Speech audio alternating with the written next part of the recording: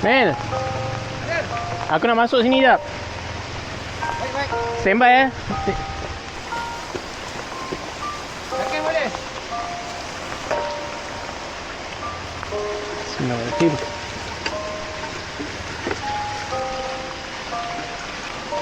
Okey, tak ada. Boleh. Boleh. Nak naik atas ke?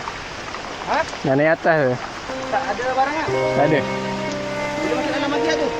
Tak ada, dia dah keluar dah sana.